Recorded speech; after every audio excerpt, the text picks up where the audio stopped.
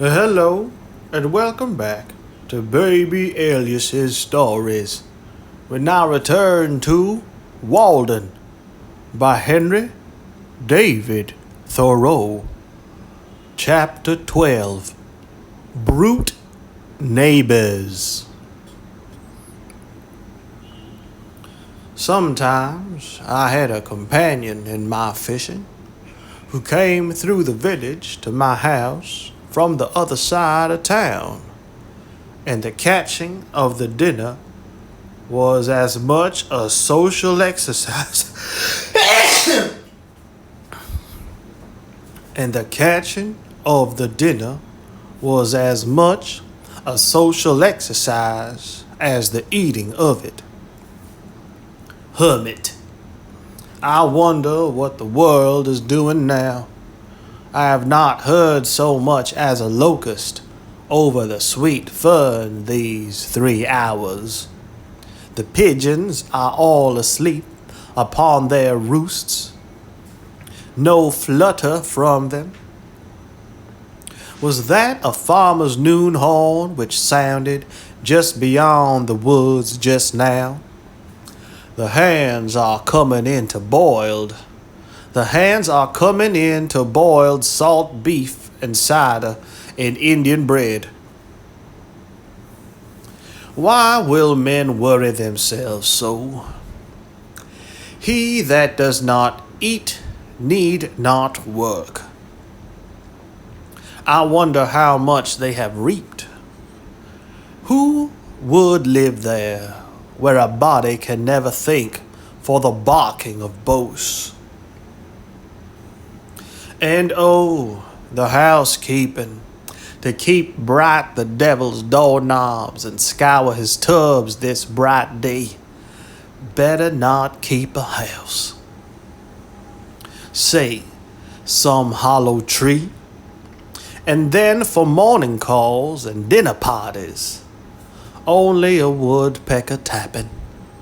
Oh, they swarm. The sun is too warm there. They are born too far into life for me. I have water from the spring and a loaf of bread on the shelf. Hark! I hear a rustling of the leaves. Is it some ill-fed village hound yielding to the instinct of the chase? Or the lost pig, which is said to be in these woods, whose tracks I saw after the rain? It comes on apace, my sumaches and sweetbriars tremble. Eh, Mr. Poet, is it you? How do you like the world today? Poet. See those clouds, how they hang? That's the greatest thing I have seen today. There's nothing like it in old paintings, nothing like it in foreign lands, unless when we were off the coast of Spain. That's a true Mediterranean sky. I thought, as I have my living to get, and have not eaten today, that I might go a-fishing. That's the true industry for poets. It is the only trade I have learned. Come, let's along. Hermit. I cannot resist. My brown bread will soon be gone. I will go with you gladly soon, but I am just concluding a serious meditation. I think that I am near the end of it. Leave me alone then for a while, but that we may not be delayed, you shall be digging the bait meanwhile. Angleworms are rarely to be met with in these parts, where the soil was never fattened with manure. The race is nearly extinct. The sport of digging the bait is nearly equal to that of catching the fish. When one's appetite is not too keen, and this you may have all to yourself today. I would advise you to set in the spade down yonder among the ground nuts where you see the Johnswood waving. I think that I may warrant you one worm to every 3 sods you turn up, if you look well in among the roots of the grass as if you were weeding. Or, if you choose to go further, it will not be unwise, for I have found the increase of fair bait to be very nearly as the squares of the distances. Hermit alone. Let me see, where was I? Methinks I was nearly in this frame of mind. The world lay about at this angle. Shall I go to heaven or a fishing? If I should soon bring this meditation to an end, would another so sweet occasion be likely to offer? I was as near being resolved into the essence of things as ever I was in my life. I fear my thoughts will not come back to me. If it would do any good, I would whistle for them. When they make us an offer, it is wise to say, we will think of it.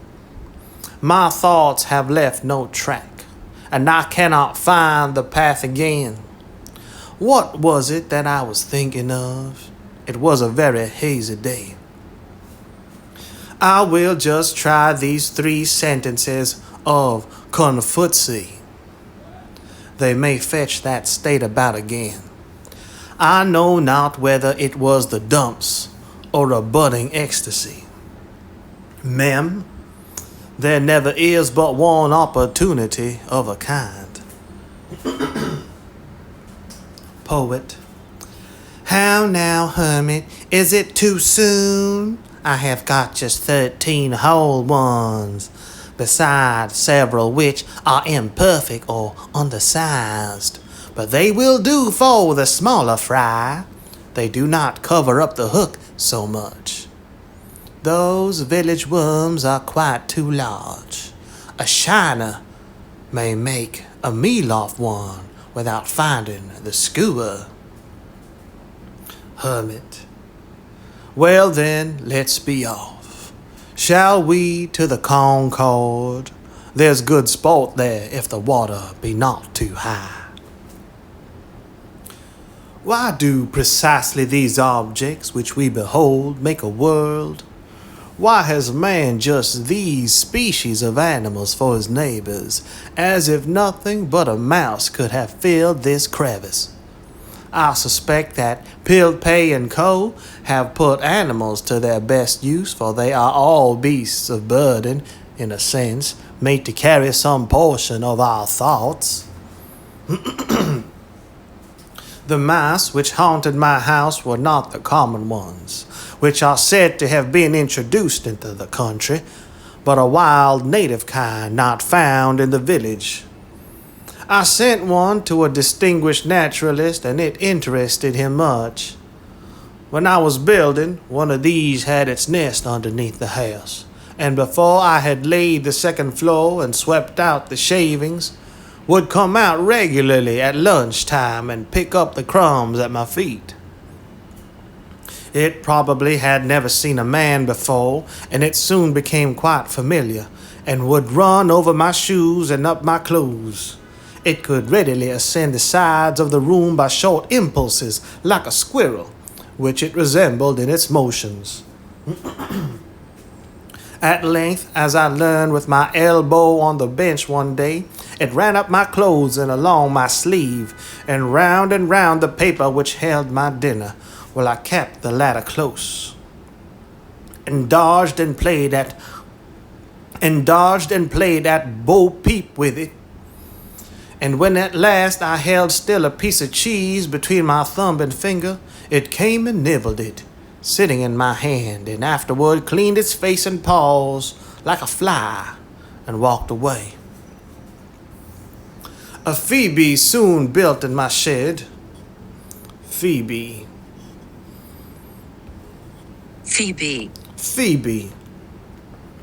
Phoebe, an American tyrant flycatcher with mainly gray, brown, or blackish plumage.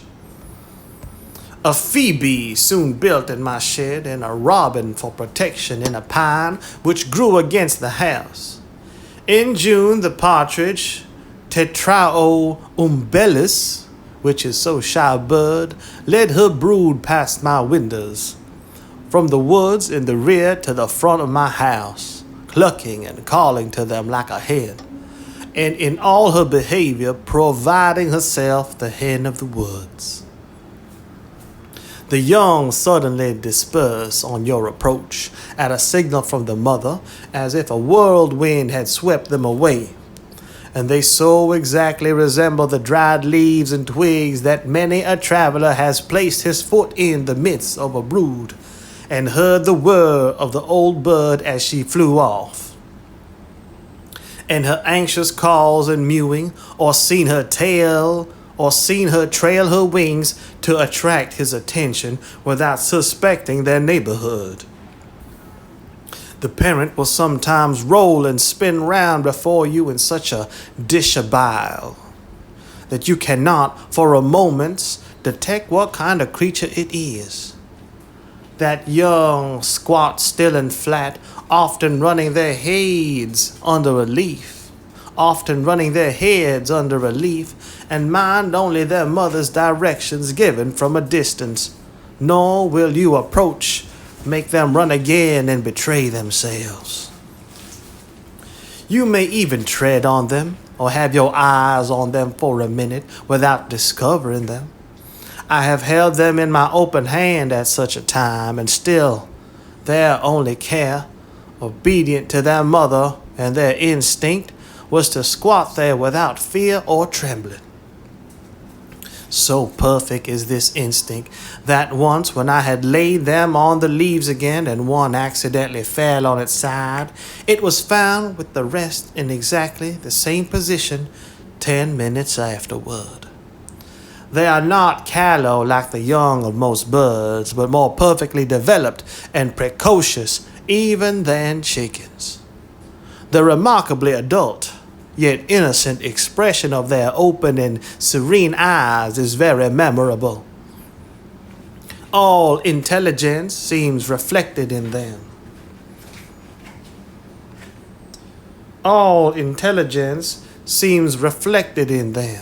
They suggest not merely the purity of infancy, but a wisdom clarified by experience. Such an eye was not born when the bird was, but is coeval with the sky it reflects. Coeval, having the same age or date of origin, contemporary. They suggest not merely the purity of infancy, but a wisdom clarified by experience. Such an eye was not born when the bird was, but is coeval with the sky it reflects. The woods do not yield another such a gem. The traveler does not often look into such a limpid well. The ignorant or reckless sportsman often shoots the parent at such a time, and leaves these innocents to fall a prey to some prowling beast or bird, or gradually mingle with the decaying leaves which they so much resemble. It is said that when hatched by a hen they will directly disperse on some alarm, and so are lost, for they never hear the mother's call which gathers them again. These were my hens and chickens. It is remarkable how many creatures live wild and free though secret in the woods, and still sustain themselves in the neighborhood of towns, suspected by hunters only. How retired the otter manages to live here. He grows to be 4 feet long, as big as a small boy, perhaps without any human being getting a glimpse of him. I formerly saw the raccoon in the woods behind where my house is built, and probably still heard their whinnering at night. Commonly, I rested an hour or two in the shade at noon after planting, and ate my lunch, and read a little by a spring which was the source of a swamp and of a brook, oozing from under Brister's Hill, 1/2 mile from my field. The approach to this was through a succession of descending grassy hollows. The approach to this was through a succession of descending grassy hollows full of young pitch pines into a large wood about the swamp. There, in a very secluded and shaded spot under a spreading white pine, there was yet a clean, firm sward to sit on. I had dug out the spring and made a well of clear gray water where I could dip up a pailful without rolling it. And thither I went for this purpose almost every day in midsummer, when the pond was warmest. Thither, too, the woodcock led her brood to probe the mud for worms, flying but a foot above them down the bank, while they ran in a troop beneath. But at last, spying me, she would leave her young and circle round and round me, nearer and nearer, till within 4 or 5 feet, pretending broken wings and legs to attract my attention and get off her young, who would already have taken up their march with faint, weary peep, single file through the swamp, as she directed.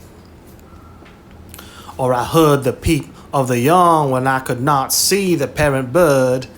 There, too, the turtle dove sat over the spring, or fluttered from bough to bough of the soft white pines over my head, or the red squirrel, coursing down the nearest bough, was particularly familiar and inquisitive.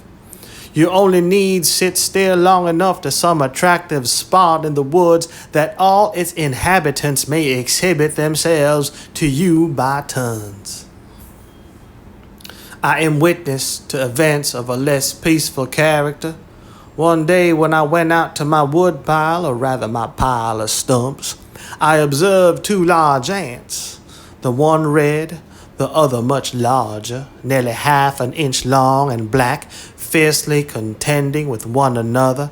Having once got hold, they never let go, but struggled and wrestled and rolled on the chips incessantly. Looking further, I was surprised to find that the chips were covered with such combatants, that it was not a duellum, but a bellum, a war between 2 races of ants. The red always pitted against the black, and frequently 2 red ones to 1 black. The legions of these myrmidons,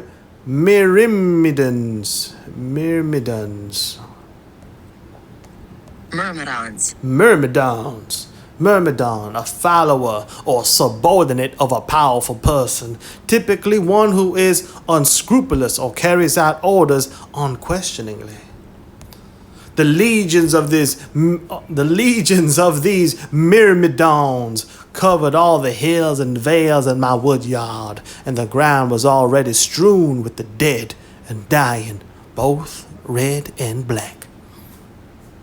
It was the only battle which I have ever witnessed, the only battlefield I ever trod while the battle was raging. Internecine war. Internecine, destructive to both sides in a conflict. Internecine, deadly. The only battlefield I ever trod while the battle was raging. Internecine war.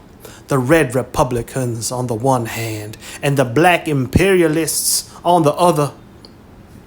On every side they were engaged in deadly combat, yet without any noise that I could hear, and human soldiers never fought so resolutely. I watched a couple that were fast locked in each other's embraces, in the little sunny valley amid the chips, now at noonday prepared to fight till the sun went down or life went out. The smaller red champion had fastened himself like a vice to his adversary's front, and through all the tumblings on that field never for an instant ceased to gnaw at one of his feelers near the root, having already caused the other to go by the board, while the stronger black one dashed him from side to side, and, as I saw on looking nearer, had already divested him of several of his members. They fought with more pertinacity than bulldogs. neither manifested the least disposition to retreat. It was evident that their battle cry was conquer or die. In the meanwhile, there came along a single red ant on the hillside of this valley, evidently full of excitement, who either had dispatched his foe or had not yet taken part in the battle, probably the latter, for he had lost none of his limbs, whose mother had charged him to return with his shield upon it. Or perchance he was some Achilles, who had nourished his wrath apart, and had now come to avenge or rescue his Patroclus. He saw this unequal combat from afar, for the blacks were nearly twice the size of the red, and he drew near with a rapid pace till he stood on guard within half an inch of the combatants. Then, watching his opportunity, he sprang upon the black warrior and commenced his operations near the root of his leg. Near the root of his right foreleg, leaving the foe to select among his own members. So there were three united for life. As if a new kind of attraction had been invented which pulled other locks and cements to shame. I should not have wondered by this time to find that they had their respective musical bands stationed on some eminent chip and playing their national airs the while to excite the slow and cheer the dying combatants. I was myself excited somewhat, even as if they had been made. The more you think of it, the less the difference. And certainly there is not the fight recorded in Concord history, at least if in the history of America, that will bear a moment's comparison with this, whether for the numbers engaged in it or for the patriotism and heroism displayed. For numbers and for carnage it was an Austerlitz or Dresden Concord fight. 2 killed on the Patriot side and Luther Blanchard wounded. Why, here every ant was a Buttrick. Fire, for God's sake, fire! And thousands shared the fate of Davis and Hosmer. There was not one hireling there. I have no doubt that it was a principle they fought for, as much as our ancestors, and not to avoid a 3-penny tax on their tea. And the results of this battle will be as important and memorable to those whom it concerns as those of the Battle of Bunker Hill at least. I took up the chip on which the tree I have particularly described was struggling, carried it into my house, and placed it under a tumbler on my windowsill in order to see the issue. Holding a microscope to the first mentioned red ant, I saw that, though he was assiduously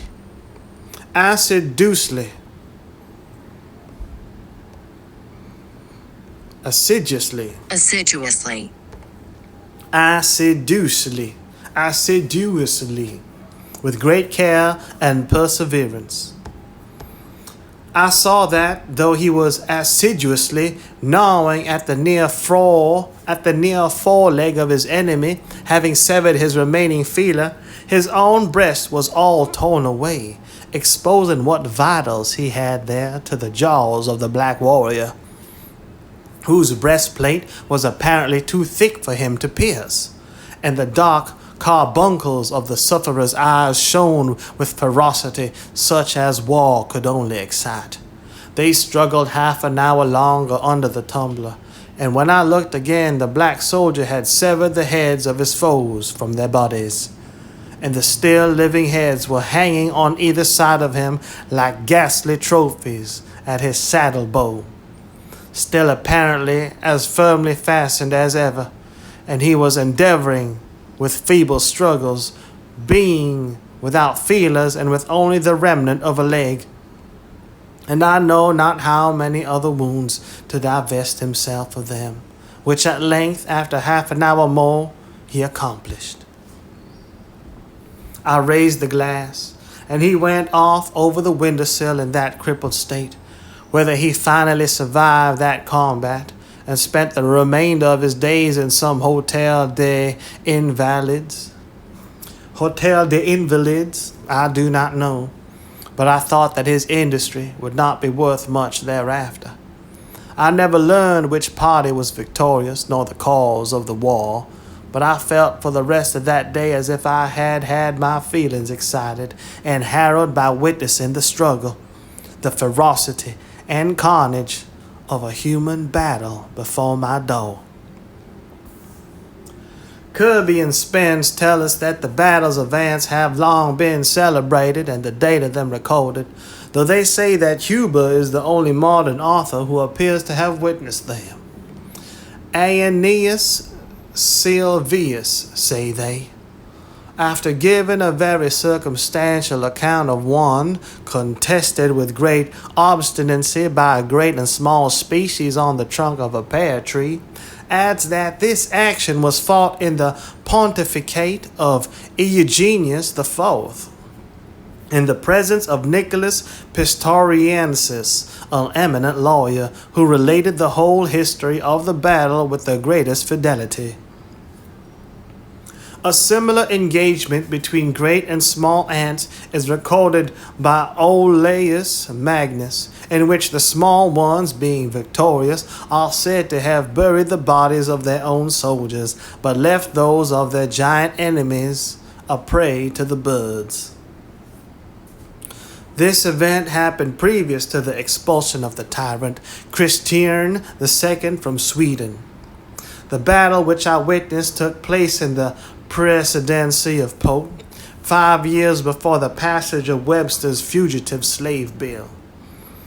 Many a village boss, fit only to course a mud turtle in a victualling cellar, sporting his heavy quarters in the woods without the knowledge of his master, and ineffectually smelled at old fox burrows and woodchuck's holes, led perchance by some slight cur which nimbly threaded the wood, and might still inspire a natural terror in its denizens. Now far behind his guide, barking like a canine bull towards some small squirrel which had treed itself for scrutiny, then cantering off, bending the bushes with his weight, imagining that he is on the track of some stray member of the gerbilar family. Once I was surprised to see a cat walking along the stony shore of the pond, for they rarely wander so far from home. The surprise was mutual. Nevertheless, the most domestic cat, which has lain on a rug all her days, appears quite at home in the woods, and by her sly and stealthy behavior proves herself more native there than the regular inhabitants. Once, when berrying, I met with a cat with young kittens in the woods, quite wild, and they all, like their mother, had their backs up and were fiercely spitting at me.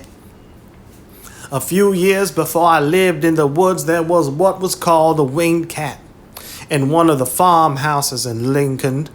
Nearest the pond, Mr. Gillian Baker's. When I called to see her in June 1842, she was gone a-hunting in the woods, as was her wont. I am not sure whether it was a male or female, and so used the more common pronoun. But her mistress told me that she came into the neighborhood a little more than a year before, in April, and was finally taken into their house, that she was of a dark brownish-gray color, with a white spot on her throat, and white feet, and had a large bushy tail like a fox. That in the winter the fur grew thick and flattened out along her sides, forming stripes 10 or 12 inches long by 2.5 wide, and under her chin like a muff, the upper side loose, the under matted like felt, and in the spring these appendages dropped off. They gave me a pair of her wings, which I kept still. There is no appearance of a membrane about them. Some thought it was part flying squirrel or some other wild animal, which is not possible, for according to naturalists, prolific hybrids have been produced by the union of the marten and domestic cat. This would have been the right kind of cat for me to keep, if I had kept any, for why should not a poet's cat be winged as well as his horse? In the fall of the Lune, Columbus Glacialis came, as usual, to molt and bathe in the pond, making the woods ring with his wild laughter before I had risen.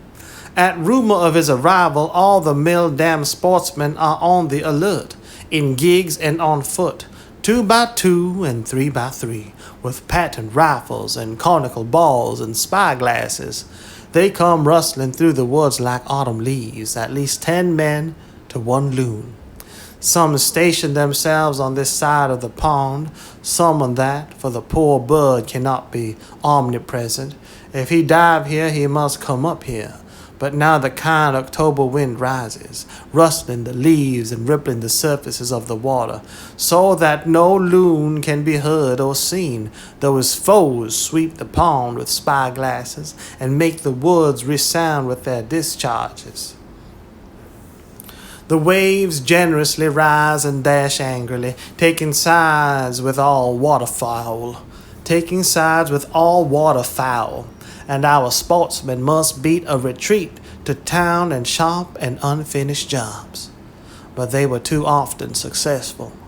When I went to get a pail of water early in the morning, I frequently saw this stately bird sailing out of my cove within a few rods. If I endeavored to overtake him in a boat in order to see how he would maneuver, he would dive and be completely lost, so that I did not discover him again, sometimes till the later part of the day. But I was more than a match for him on the surface. He commonly went off in the rain.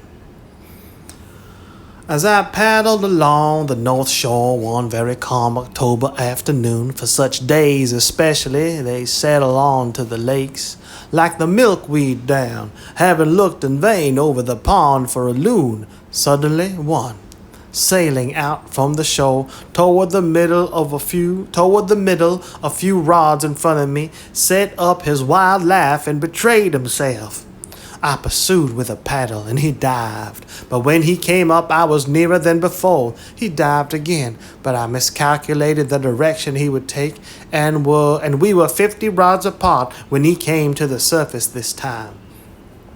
For I had helped to widen the interval, and again he laughed long and loud, and with more reason than before. He maneuvered so cunningly that I could not get within 6 rods of him. Each time when he came to the surface, turning his head this way and that, he coolly surveyed the water and the land, and apparently chose his course so that he might come up where there was the widest expanse of water and at the greatest distance from the boat. It was surprising how quickly he made up his mind and put his resolve into execution. He led me at once to the widest part of the pond, and could not be driven from it. While he was thinking one thing in his brain, I was endeavoring to divine his thought and mine. It was a pretty game, played on the smooth surface of the pond, a man against a loon. Suddenly, your adversary's checker disappears beneath the board, and the problem is to place yours nearest to where his will appear again. Sometimes he would come up unexpectedly on the opposite side of me, having apparently passed directly under the boat. So long-winded was he and so unweariable that when he had swum farthest he would immediately plunge again. Nevertheless, and then no wit could divine where in the deep pond beneath the smooth surface he might be speeding his way like a fish, for he had time and ability to visit the bottom of the pond in its deepest part. It is said that loons have been caught in the New York lakes 80 feet beneath the surface, with hooks set for trout, though Walden is deeper than that. How surprised must the fishers be to see this ungainly visitor from another sphere speeding his way amid their schools. Yet he appeared to know his course as surely under water as on the surface, and swam much faster there. Once or twice I saw a ripple where he approached the surface, just put his head out to reconnoiter. Just put his head out to reconnoiter, and instantly dived again. I found that it was as well for me to rest on my oars and wait his reappearing as to endeavor to calculate where he would rise, for again and again, when I was straining my eyes over the surface one way, I would suddenly be startled by his unearthly laugh behind me. But why, after displaying so much cunning, did he invariably betray himself the moment he came up by that loud laugh? Did not his white breast enough betray him? He was indeed a silly loon, I thought. I could commonly hear the splash of the water when he came up, and so also detected him. But after an hour he seemed as fresh as ever, dived as wittingly and swam yet further than at first. It was surprising to see how serenely he sailed off with unruffled breast when he came to the surface, doing all the work with his webbed feet beneath. His usual note was this demoniac laughter, yet somewhat like that of a waterfowl, but occasionally, when he had balked at me most successfully and come up a long way off, he uttered a long-drawn, unearthly howl. Oh, oh. Probably more like that of a wolf than any bird, as when a beast puts his muzzle to the ground and deliberately howls.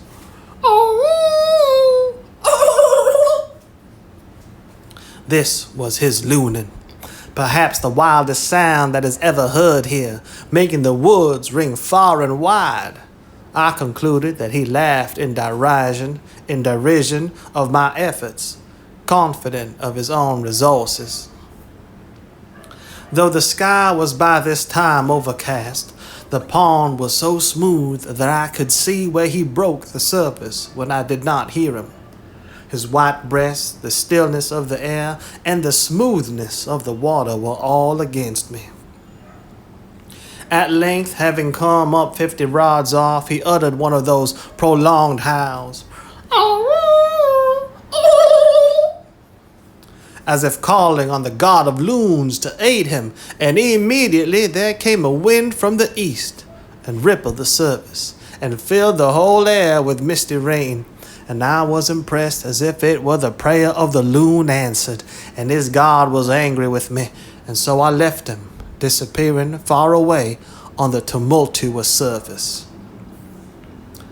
For hours and fall days, I watched the ducks cunningly tack and veer and hold the middle of the pond, far from the sportsman, tricks which they will have less need to practice in Louisiana bayous. When compelled to rise, they would sometimes circle round and over the pond at a considerable height, from which they could easily see to other ponds and river, like black motes in the sky. And when I thought they had gone off thither long since, they would settle down by a slanting flight of 1/4 of a mile on to a distant part which was left free. But what besides safety they got by sailing in the middle of Walden, I do not know, unless they love its water for the same reason that I do.